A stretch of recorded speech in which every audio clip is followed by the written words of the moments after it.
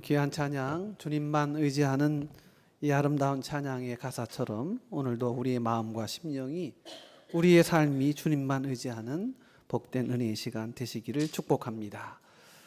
영국의 유명한 극작가였던 토머스 엘리엇이라고 하는 사람이 있습니다. 그는 우리 인생에게는 5가지 감옥이 있다 그러면서 현대인들이 5가지 감옥에 갇혀 살아간다 이렇게 평론을 한 적이 있습니다. 우리는 지금 자유인으로서 원하는 곳에 어디든지 마음대로 갈 수 있습니다. 예배도 드릴 수 있고 또 즐거운 엔조이도 할 수 있고 열심히 일해서 원하는 바를 성취할 수 있는 그러한 자유인의 삶을 살고 있습니다. 그럼에도 불구하고 인생들은 창살 없는 감옥에 갇힌 그런 삶을 살아가고 있다고 본 것입니다. 심각한 문제는 자기가 감옥에 갇혀 있다는 사실을 모른다는 데 있다 이렇게 설파하기도 하였습니다. 그 인생의 5가지 감옥이 무엇일까요? 우리 현실 속에 엄연히 존재하지만 인정하고 싶지 않은 5가지 감옥이 있다면 그것이 무엇일까요? 첫째는 이기심의 감옥입니다. 우리 내면을 들여다보면 욕심과 욕망과 욕구가 끊임없이 발동합니다. 선한 일을 한다고 하지만, 누구를 위해 한다 하지만 결국은 그 내면을 들여다보면 이기심의 동기가 주가 되는 경우가 얼마나 많은지 모릅니다. 그래서 사람들은 이기심의 감옥에 갇혀 있다고 본 것입니다. 두 번째로는 근심의 감옥입니다. 아무리 걱정하지 않고 염려하지 않으려고 해도 근심이 끊어지지 않습니다. 노력해도 힘써도 되지 않습니다. 지금 이 자리에 앉아 계시지만 근심 없이 앉아 있는 분이 과연 몇 분이나 될까요? 이런 근심에 시달리다 보니 영혼이 피폐해지고 영혼의 생기를 잃어버립니다. 그것이 오늘 우리가 마주하고 있는 2번째 감옥입니다. 3번째는 노스텔리아, 향수의 감옥입니다. 세월을 살다 보면 또 어느 정도 인생의 지점에 와서는 인생을 자주 회고합니다. 내가 과거에는 이랬었는데, 내 과거에 내 팔도 굵었었는데, 내 다리에 근육이 빵빵했었는데, 이렇게 과거의 향수에 사로잡히는, 그래서 연민의 정을 가지고 살아가는 경우가 있습니다. 그뿐입니까? 내가 그때 실수하지 않았으면 내 지금의 모습은 이루어지지 않았을 텐데, 그때 내가 조금만 더 열심히 했으면, 그때 내가 조금만 더 욕심을 부렸으면 내 인생이 바뀌어졌을 텐데, 내가 그때 공부를 더 열심히 했었으면 하면서 과거를 회고하고 후회합니다. 4번째는 선망의 감옥입니다. 포모 증후군이라고 하지요. 똑같은 것을 가지고 있어도 다른 사람이 가진 것이 더 크게 보입니다. 내 자식보다 다른 사람의 자식이 더 높아져 보이고 더 귀하게 여겨 보입니다. 내 떡보다 남의 떡이 더 커 보인다는 속담처럼 끊임없이 비교하며 내 가진 것을 오히려 불평하고 오히려 불만하는 그러한 마음들이 있다는 것입니다. 5번째는 증오와 분노의 감옥입니다. 인생에 해를 끼친 사람을 용서하지 못합니다. 나를 힘들게 했고, 나를 어렵게 했고, 나에게 모욕을 주었던 사람에 대하여 미워하고 증오하는 마음이 끊이지 않습니다. 그 원수를 생각할 때마다 치가 떨리고, 그리고 마음의 분이 삭히지 않습니다. 여러분, 이 5가지 감옥을 설파한 이 토마스 엘리엇의 분석이 여러분 어떻습니까? 허구의 이야기입니까? 결코 그렇지 않습니다. 이러한 감옥이야말로 참된 행복의 삶을 위협하고 건강한 삶을 빼앗아가는 그러한 영적 독소의 역할을 하고 있는 것입니다. 그런데요, 이 5가지의 이 감옥은 한 가지 공통점이 있습니다. 그 공통점이 무엇일까요? 한결같이 생각과 의식의 영역에서 일어나는 일이라는 것입니다. 그러니까 생각의 문제고 마음의 문제라는 것이에요. 그러므로 이 모든 생각을 온전히 다듬지 않으면 우리는 불행의 극치의 삶을 살아가는 것입니다. 아무리 지금이 좋아도, 아무리 지금이 객관적으로 행복한 조건을 가지고 있어도 이와 같은 감옥으로 진정한 자유함을 얻지 못하면, 의식과 생각의 자유함을 입지 못하면 우리는 여전히 이 감옥 속에 영혼의 몸으로 살아가고 있는 것입니다. 여러분, 오늘 우리는 전쟁에 대해서 어떻게 생각하십니까? 총성이 들리고 포탄이 떨어지는 그런 물리적인 전쟁만이 전쟁이 아닙니다. 그보다도 치열하고 우리의 삶을 송두리째 흔들 수 있는 무서운 전쟁이 지금도 끊임없이 일어나고 있습니다. 어떤 전쟁일까요? 우리의 생각과 의식 속에서 이뤄지는 전쟁입니다. 우리의 마음에서 일어나는 마음의 전쟁입니다.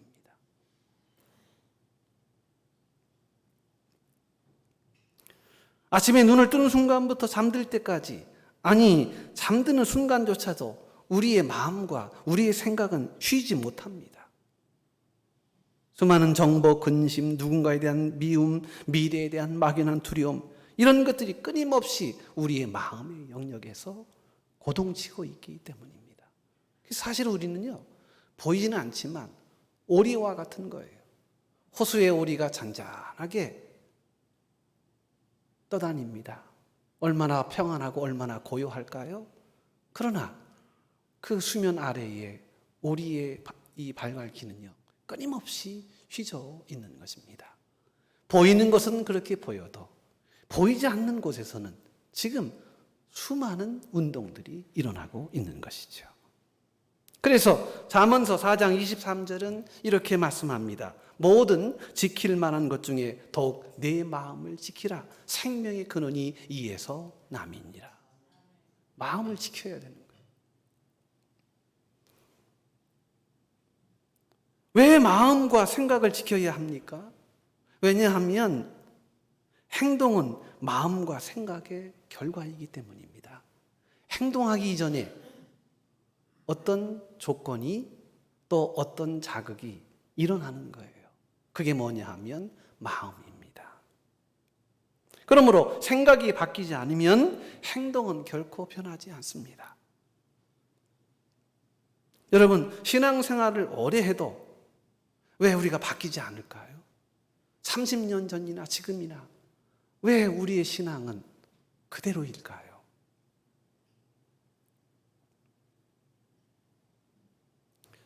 오늘 예배를 드리는 우리의 몸은 이곳에 와 있지만 우리의 생각은 여전히 세상의 방식과 끈끈하게 공조하며 옛자의 익숙한 프레임에 철저히 포로가 되어 있기 때문에 그래요. 아직도 감옥에 살고 있다는 것입니다. 오늘 우리가 읽은 본문의 말씀, 사도 바울이 고린도 교회에 주신 편지입니다. 당시 고린도 교회는 문제가 많았습니다. 그것은 사도 바울에 대한 사도권을 의심하는 것이었고, 거짓 교사들이 고린도 교회의 신앙의 교리를 왜곡시켜 버렸습니다. 그런데 그런 가운데에 많은 그리스도인들이, 고린도 교회 교인들이요, 이런 잘못된 이론과 또 잘못된 생각에 동조하는, 그래서 지금 고린도 교회가 위태한 상태에 이르게 된 것입니다. 그래서 이 문제를 풀어가기 위해서 오늘 고린도 전서라고 하는 이 고린도 편지를 보내게 되었고요. 그 가운데 이 문제를 풀 수 있는 길을 제시하고 있는 것입니다. 어떻게 고린도의 문제를 해결할 수 있을까? 악한 이론에 사로잡혔고, 그리고 허망한 거짓 교사들의 그러한 왜곡된 이론들로 인하여 교인들이 지금 흔들리고 있는데, 어떻게 이 교회를 바르게 세울 수 있을까? 모든 허망하고 부질없는 인간적인 생각과 의식들을 사로잡아서 온전히 그리스도께 철저히 토스하여야 한다는 것입니다. 그리스도의 세계관으로 생각과 의식이 전적으로 전환되어야 이 문제를 풀어갈 수 있다. 여러분, 오늘 이 사도 바울이 준 이 대답은요, 오늘 성도가 세상을 살아가는 비결이고 죄와 싸워 이기는 유일한 승리의 비법입니다. 어떻게 하면 오늘 우리의 잘못되어져 있는 이 생각과 의식들, 허망한 것들로, 육체적인 것들로, 육신적인 것들로, 이기심 같은 것들로 가득 차요. 그래서 왜곡된 우리의 의식과 생각을 어떻게 해야 바르게 잡아갈 수 있을까? 오늘 본문을 통해서 사도 바울은 이 답을 말씀하고 있습니다. 먼저 우리의 생각의 문제에 있어서 반드시 짚고 나가야 할 한 가지 과정이 있습니다. 그건 뭐냐 하면 우리의 싸우는 이 싸움의 대상이 어떤 것이냐 하는 것입니다. 우리가 왜 그런 의식과 생각을 가지고 살아가느냐 하는 것입니다. 오늘 4절 말씀해 보니까 우리의 싸우는 무기는 육신에 속한 것이 아니요 오직 어떤 견고한 진도 무너뜨리는 하나님의 능력이라, 이렇게 말씀합니다. 그러니까 사도 바울은 이 잘못된 의식과 생각의 싸움에 이런 본질을 던져주고 있는 것입니다. 지금 우리가 싸우고 있는 싸움은 육신에 속한 싸움이 아니라는 거예요.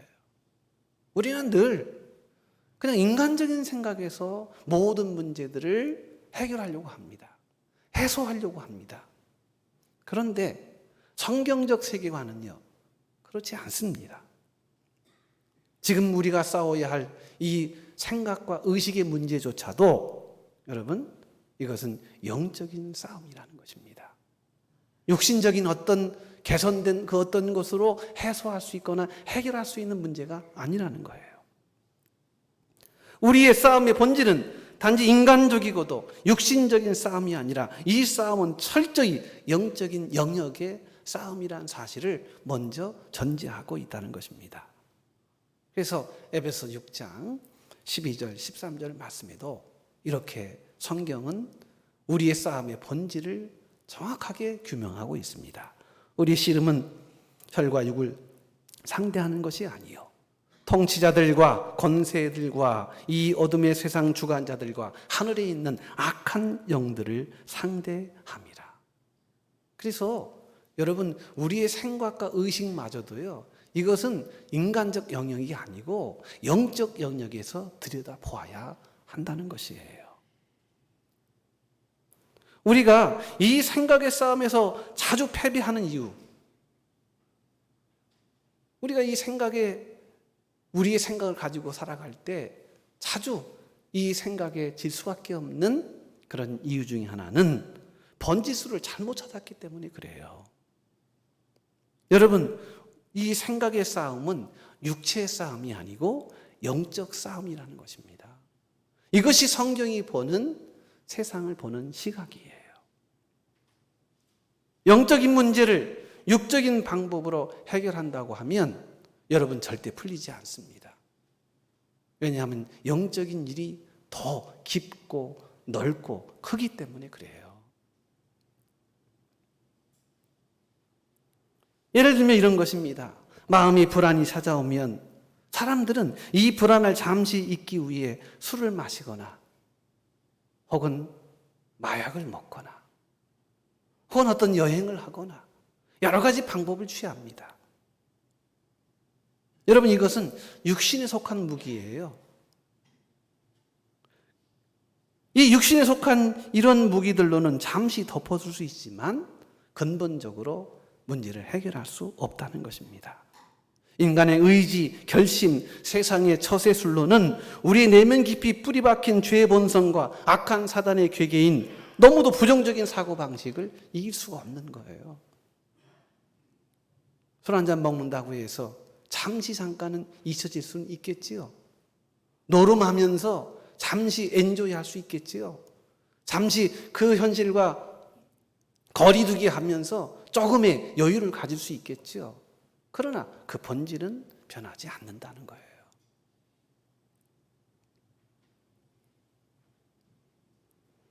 그래서 사도 바울은 우리가 싸우는 이 의식과 생각의 싸움은 결코 단순하지 않다고 본 것입니다.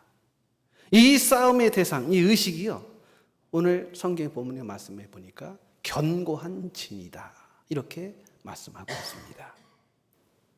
견고한 진, 우리의 인간적 의식과 생각 이런 것들이요, 견고한 진이 되었다는 거예요.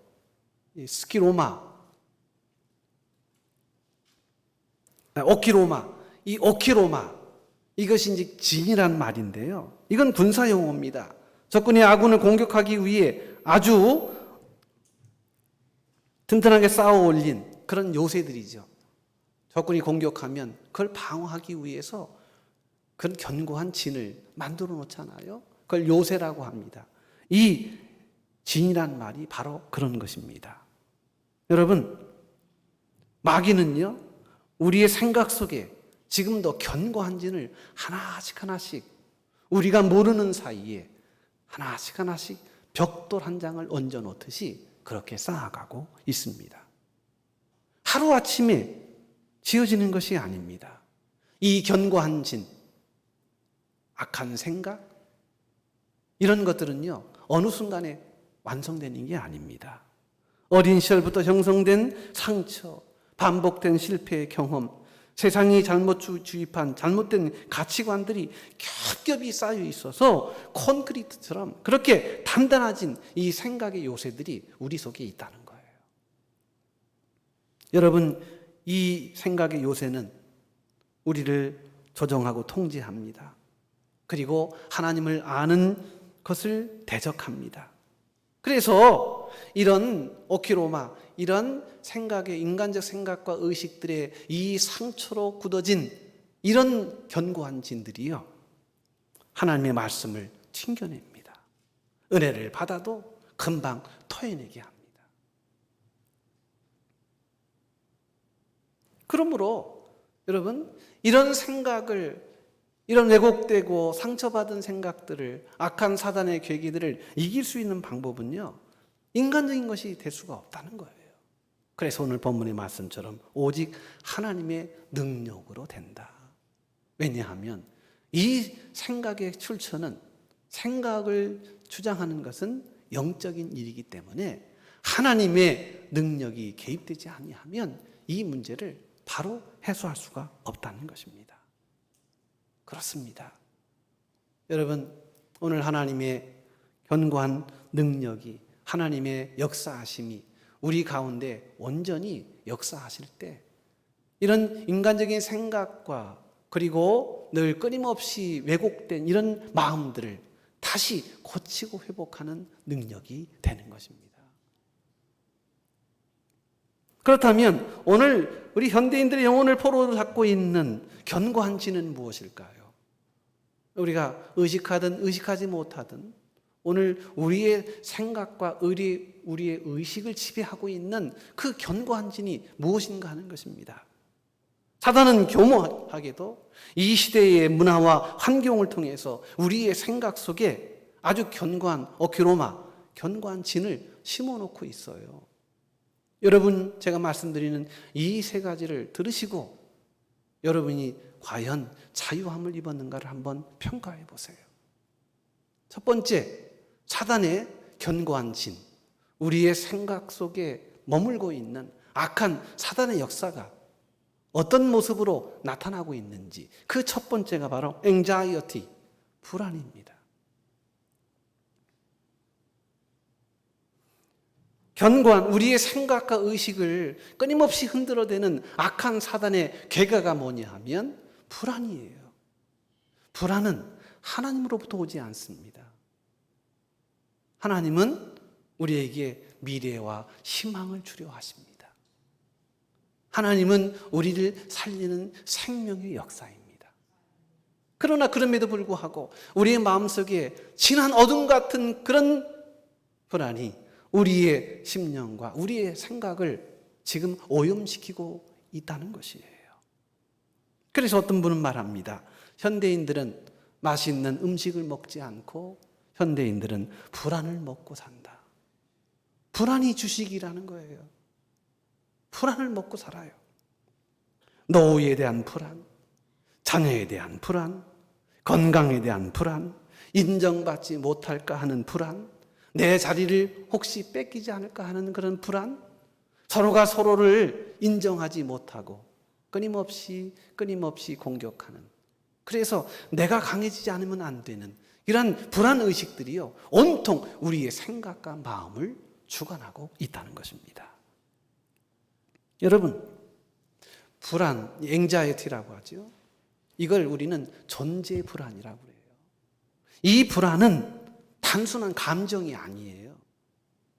영적으로 볼 때 불안은 하나님의 선하심과 주권에 대한 불신앙이 만들어 놓은 악한 사단의 견고한 오키로마 진이에요. 사단이 만들어 놓았어요. 그래서 마귀는 이 견고한 진으로 우리를 무너뜨리려 합니다. 우리 귀에 사단이 속삭여요. 이렇게 속삭입니다. 네가 알아서 해. 하나님이 뭘 널 도와주셔. 너 같은 것을 무슨 하나님이 도와주셔. 네가 알아서 해. 이렇게 속삭입니다. 상황을 봐. 너 지금 망해가고 있잖아. 이런 생각을 끊임없이 준다는 거예요. 이런 생각에 사로잡히면 우리는 기도를 멈추고 인간적인 계산을 하기 시작합니다. 그래서 끊임없이 불안이 증폭되고 확대 재생산되는 거예요. 불안이 또 불안을 낳고 그 불안이 또 불안을 낳습니다. 이것은 사단의 역사예요. 베드로가 주님의 약속에 대한 믿음과 확신 가지고 무리를 갈릴리 바닷가를 걸었어요. 주님이 오라 했습니다. 그래서 그 말씀을 의지하여 갈릴리 바다를 걸었습니다. 그러나 때에 갑자기 풍랑이 일어 큰 파도를 보고 베드로는 물속에 깊이 빠져버립니다. 불안이라고 하는 견고한 진이 그의 시선을 빼앗아 간 것입니다. 여러분, 불안의 진은 우리로 하여금 전능하신 하나님을 능력과 자비하신 아버지 하나님으로가 아니라 침묵으로 등을 돌리시고 고난의 현실에 관심을 꺼버리시는 한낱 비겁한 방관자 하나님으로 그렇게 자신의 기억에서 삭제해버린다는 거예요. 여러분, 이 불안은 하나님 주시는 게 아니에요. 불안은 악한 사단의 역사입니다. 이 불안의 견고한 진이 왜 우리 인생과 신앙에 그렇게 치명적인가? 여러분, 이 불안의 병에 걸리면요, 누구도 안전하지 않습니다. 끊임없이 의심하게 되고 끊임없이 두려워하게 됩니다. 일종의 공황장애 같은 거예요. 늘 두려움으로 사방팔방에 이 두려움으로 가득 온갖 의식들이 깨어 있습니다. 여러분, 불안의 견고한 진이 왜 이렇게 치명적일까요? 여러분, 불안은 실천적 무신론이기 때문에 그래요. 무슨 말이냐? 입으로는 하나님을 믿습니다 라고 고백하지만 실제 삶의 문제 앞에서는 하나님 안 계셔. 계셔도 나를 도와줄 리가 없어. 이런 생각을 가지게 한다는 거예요. 그 예수 믿는 사람도요, 믿음이 그냥 한낱 액세서리에 불과한 경우가 많아요. 이런 불안에 한번 잡혀버리면요, 믿음도 아무 소용이 없습니다. 하나님 없어. 무슨 믿음이야?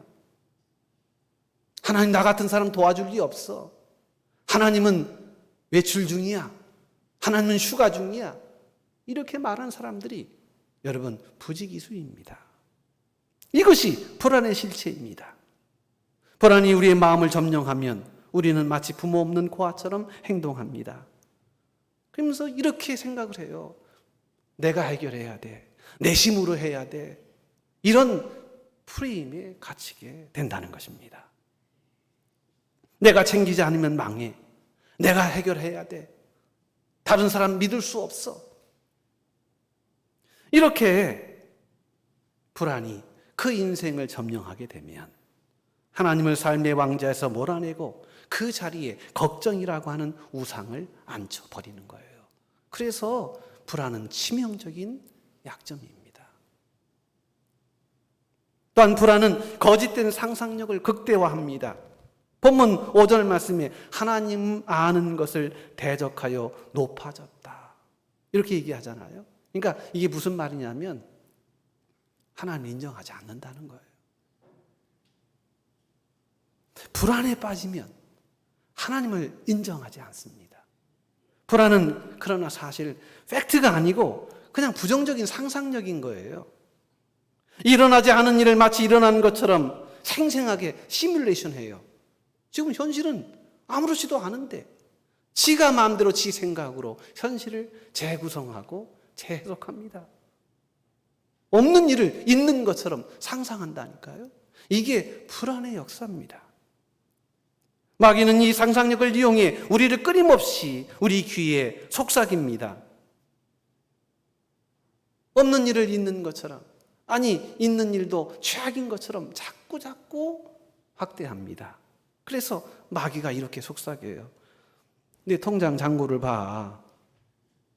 넌 비참한 인생이야. 마통 쓰잖아 너. 네 인생 그거밖에 더 돼. 기도하는 성도에게 이렇게 속삭입니다. 기도해봐야 소용없어. 상황은 더 나빠지고 있잖아. 열심히 헌신하는 성도들에게 열심히 해봐. 아무 성과도 없을 거야. 헛수고야 헛수고. 알았어? 하고 끊임없이 귀에 속삭입니다. 사단의 약하고 운명한 이 거짓된 음성에 귀를 기울이는 순간 하나님의 약속은 휴지 조각처럼 보이게 되고 눈앞에 문제만 태산처럼 커 보이게 됩니다. 여러분, 이게 불안이 주는 악한 일이에요. 끊임없이 우리를 왜소하게 만듭니다. 여러분, 이러한 생각을, 이런 의식을 어떻게 해야 하면 되겠습니까? 여러분, 불안은 신경 안정제로 치유가 안 돼요. 여러분, 불안은 세상 약으로 치유가 안 됩니다. 그냥 잠만 재우는 거예요. 의식만 몽롱하게 만드는 거예요. 행동에 제약을 가하는 것입니다. 여러분, 불안을 이기는 약이 있어요. 신약과 구약이라. 하나님 말씀이에요. 이 하나님 말씀만이 우리를 살립니다. 우리를 일으킵니다. 그래서 이 불안의 정체를 폭로하고 이 불안에서 자유할 수 있으려면 우리는요, 이런 모든 우리의 불안의 생각을 사로잡아 주님께 토스해야 하고 주님 주신 약 처방을 받아야 해요. 하나님 말씀을 받아야 한다는 거예요. 민수기 13장 말씀 너무 잘 아시잖아요. 열 정탐꾼이 지금 가나안 땅을 탐방하고 와서 보고를 합니다. 그런데 12지파의 대표로 간 사람 중에 10사람들은요, 거기 우리가 못 갑니다. 그 사람들은 거인이고 우리는 메뚜기예요. 우리는 도무지 가나안 땅에 갈 수 없습니다. 하나님이 약속하셨어도 우리는 못 갑니다. 못 가. BJR, 배째라 하면서 하나님 앞에 거부하고 있는 거예요.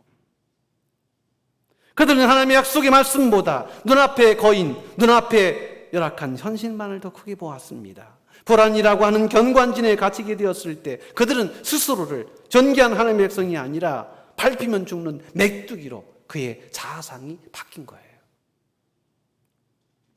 여러분, 불안은 이렇게 우리의 자존감을 파괴하고 하나님의 능력을 축소하고 왜곡시킵니다.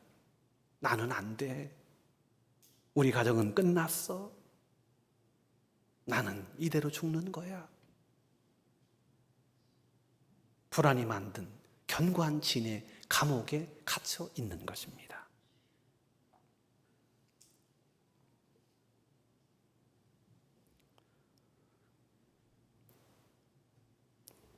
마가복음 4장 38절에 예수님께서 갈릴리 바다를 건너시고자 할 때 고물에서 배기를 보고 주무실 때 그때 풍랑이 일었습니다.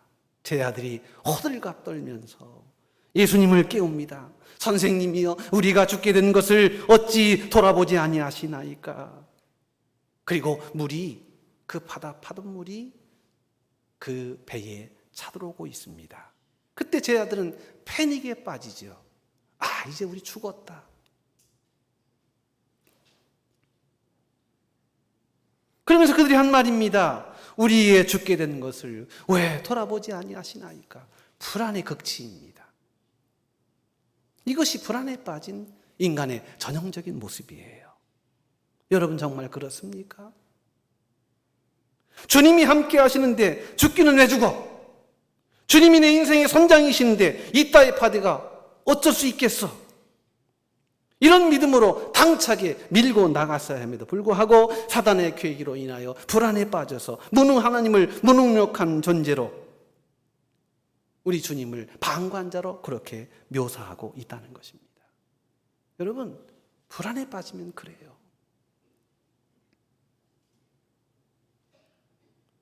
그래서 주님 말씀하셨어요. 그러므로 염려하여 이르기를 무엇을 먹을까 무엇을 마실까 무엇을 입을까 하지 말라. 이는 다 이방인들이 구하는 것이라. 너희 하늘 아버지께서 이 모든 것이 너희에게 있어야 할 줄을 아시느니라. 여러분, 예수님은 염려를요 이방인들의 특징으로 묘사하고 있어요.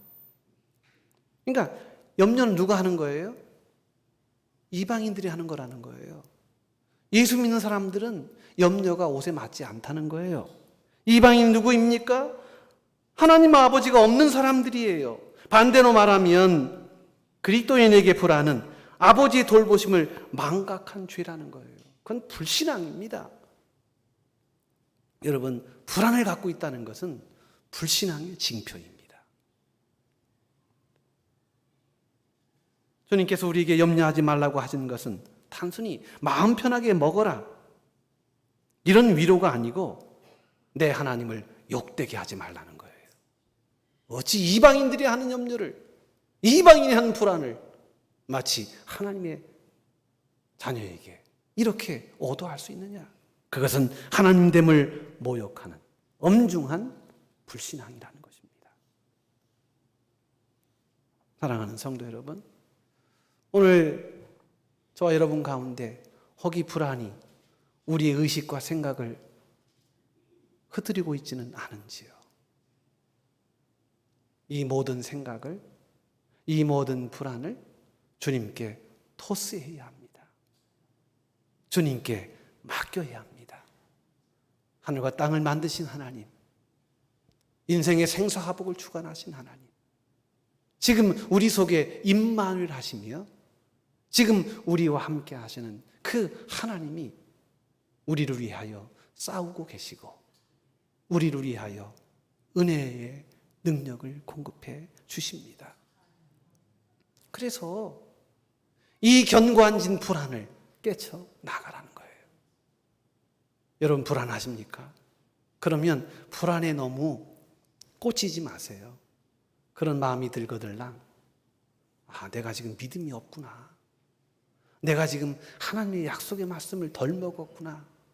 이 약속의 말씀을 붙잡고 여러분, 사단의 이 모든 괴계를 하나님의 말씀으로 대적하여 이겨나가시는 이 모든 생각을 온전히 사로잡아 주님께 드리는 우리 모든 성도들 되시기를 축복합니다.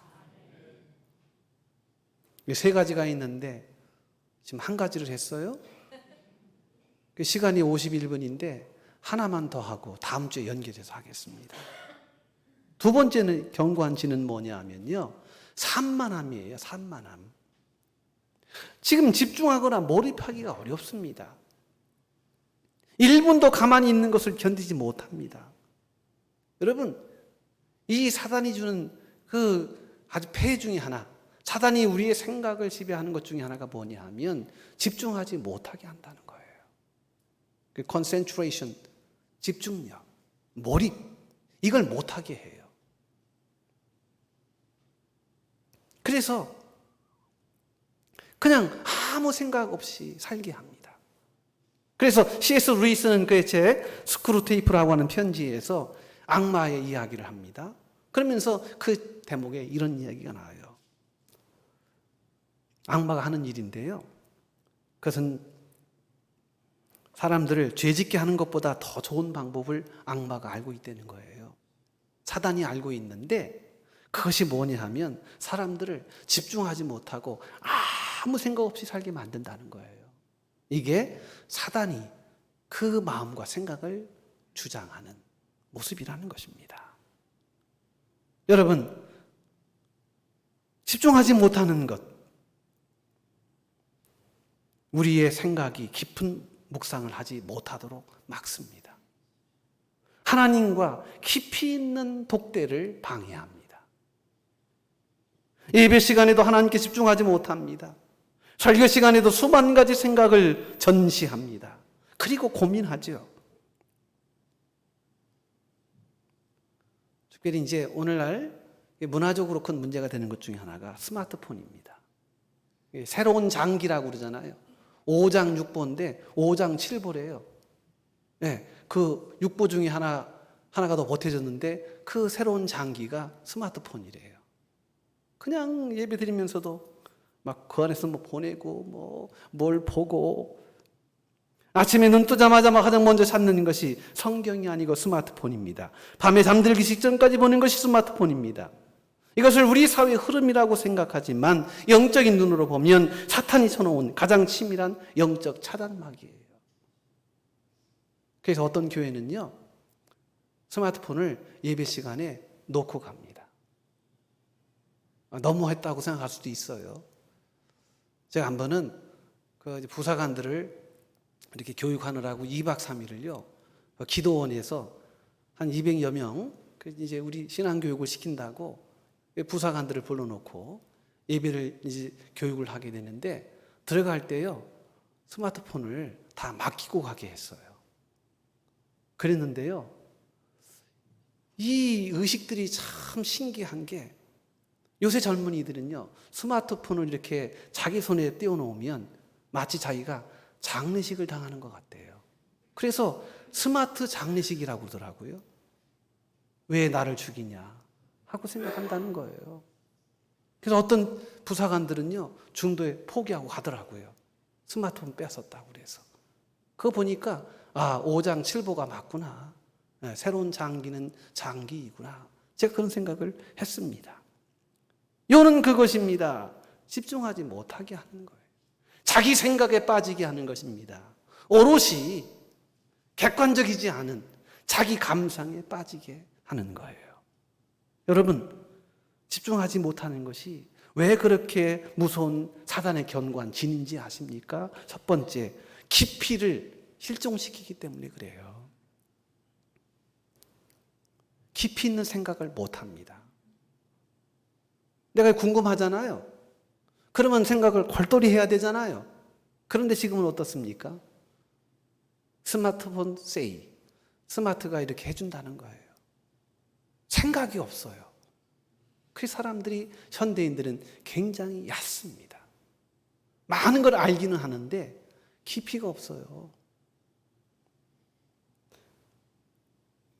그래서 프랑스의 천재 수학자이자 신학자였던 블레즈 파스칼은 이런 얘기를 남겼습니다. 인류의 모든 불행은 인간이 방 안에 홀로 조용히 앉아 있을 수 없다는 사실에서 유래한다. 조용히 있지 못한다는 거예요. 깊이 있게, 그 깊이의 세계를 뿌리내리지 못한다는 것입니다. 하나님은 깊은 묵상과 고요한 묵상 가운데 우리를 만나 주셔요. 엘리야가 거센 바람이나 지진, 불 속에서 하나님을 만난 것이 아니라 그 후에 세미한 음성 가운데 주의 음성을 들었습니다. 하지만 사단은 우리에게 심심함을 견디지 못하게 만듭니다. 끊임없이 다른 것들을 켜게 하고 다른 것에 관심하게 하고 그래서 깨어있지를 못하는 것이지요.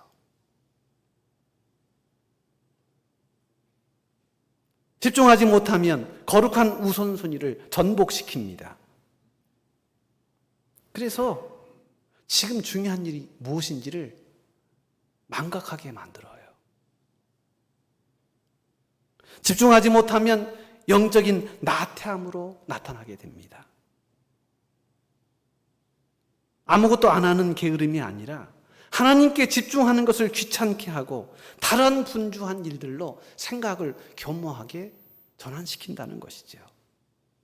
그래서 하나님 생각이 없습니다. 그렇기 때문에 집중하지 못하는 것은요, 현대의 또 하나의 죄입니다. 이 자리에 앉아 있어도 말씀에 집중하지 못하면 여러분, 그 마음이 무엇으로 채워 있겠습니까? 이런 생각을, 이런 집중치 못하는 우리의 이 허망한 생각들을 온전히 사로잡아 주님께 토스해야 합니다. 여러분, 하나님께, 우리 주님께 이런 마음들을 온전히 드리시기 바랍니다. 주님, 내 마음이 지금 너무 산란합니다. 주님, 내 마음이 주님께 집중하지 못하고 있습니다. 주님, 이 모든 마음을 주님께 온전히 사로잡아 드립니다. 여러분, 이런 의식들을 끊임없이 해 나가야 하는 거예요. 이제 말씀을 마치겠습니다. 오늘 우리의 삶을 끊임없이 하나님으로부터 멀어지게 하는 이 악한 생각들을, 여러분, 그 실체들을 온전히 주목하시는 여러분 되시기 바랍니다. 주님을 주목하세요. 이 모든 허망한 생각들을 사로잡아 온전히 주님께 온전히 올려드리는 저와 여러분 되시기를 축복합니다. 그 무거운 짐을 주님이 맡으실 거예요. 주님이 우리의 그 허다한 생각들을 받아주실 것입니다. 십자가의 보혈로, 주의 은혜로 오늘 우리 속에 있는 이 모든 악한 계계들을 늘 이기심으로 오직 주님만 집중하고 주님의 은혜를 힘입어 세상을 넉넉하게 이기시는 우리 모든 성도들 되시기를 주의 이름으로 축복합니다. 하나님 감사합니다. 오늘 주의 말씀으로 나아갑니다. 우리 모든 생각을 사로잡아 온전히 우리의 주인 되신 주님께 맡깁니다. 아버지 하나님, 오늘 우리의 모든 생각을 주님께 맡겨 주님께 복종하고자 하오니 우리 성도들이 이 시간 주님께 온전히 맡기는 모든 것들을 맡아주시고 주님의 은혜로 능력을 더하여 주옵소서. 예수님의 이름으로 감사하며 기도 올리옵나이다. 아멘.